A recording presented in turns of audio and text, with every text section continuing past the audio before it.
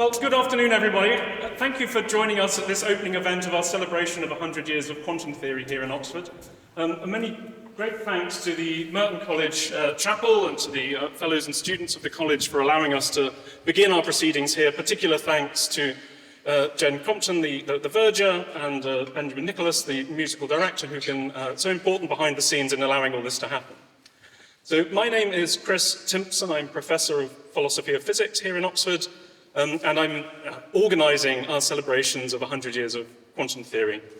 So, as some of you will know, 2025 is the International Year of Quantum Science and Technology, chosen as being 100 years since Heisenberg's discovery of matrix mechanics on the island of Helgoland in 1925.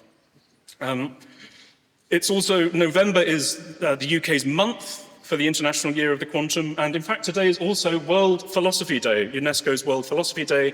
So this congruence of so many things of which I like very much makes me very happy, and happier still to see so many of you here to enjoy what is going to be a very innovative musical event to open our celebrations of the International Year of Quantum Theory here in Oxford. So we had before us a premiere of a new symphony written specifically for this occasion by Rakhat-Bi Abdyssagin.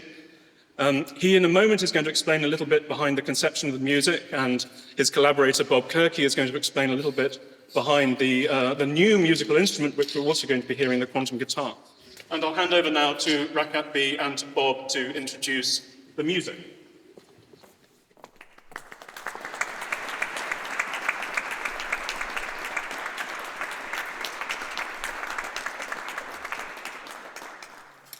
Hello, everyone. And thank you very much for coming. I am delighted and very grateful for this occasion. And it is very symbolic that this world premiere is happening in Oxford. Since in 2023, I gave a talk at Merton College at Rakhat-Bi group. And then they suggested me to write a book about my research on correlations between quantum mechanics and avant-garde music, which I was working on while visiting scholar at Merton College in Michaelmas term 2023.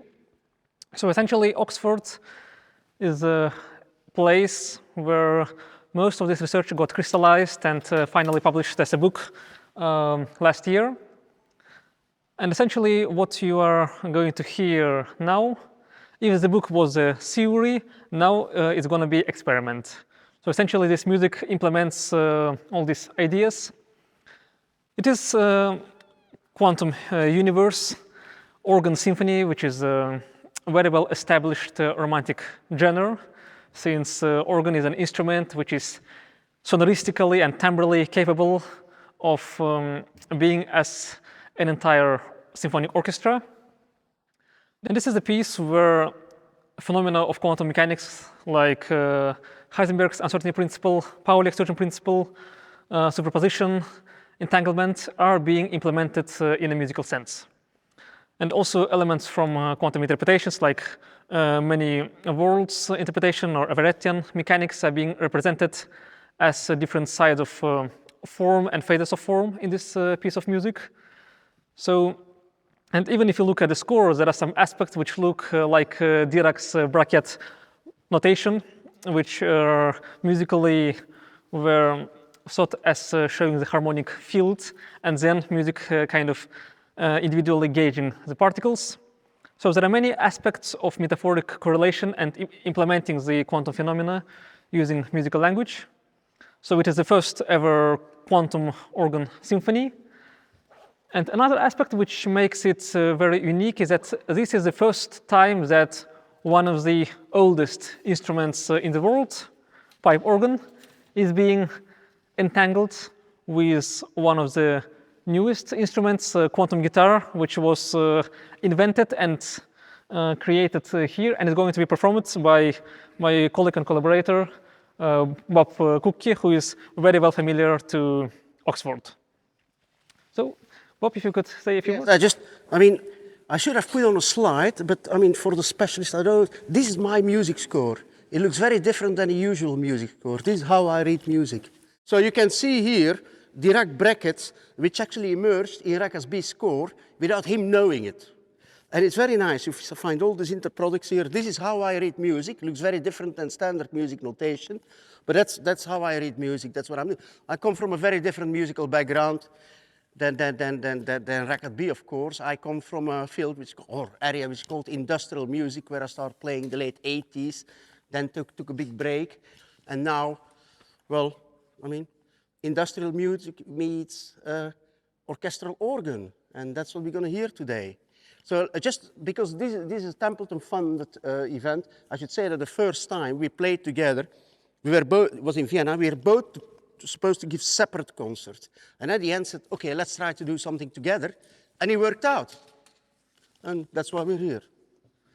Yeah, I mean, so obviously my score, which I wrote, is very different to that because it's written using very traditional notation so that it can be performed by other musicians.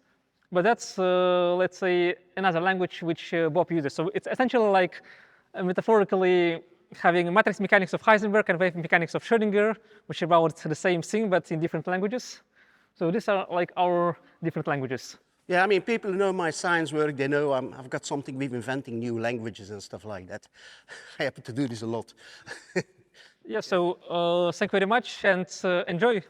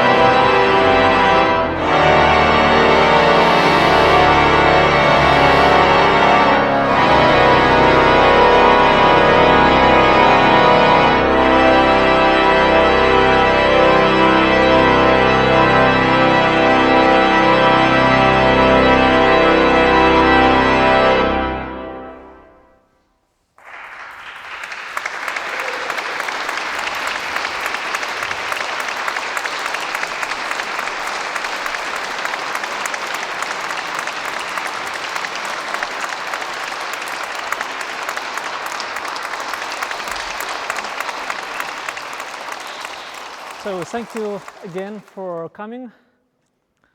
Well, the epigraph of this piece was that the void is not nothing. It is less than nothing, but more than everything. Yes, so I would very much like to thank Chris Timpson and the John Templeton Foundation for funding this conference. And I am deeply grateful to Ben and Nicholas for hosting this event at the Merton College Chapel. And thank you very much to everyone for coming. Thank you. Thank you.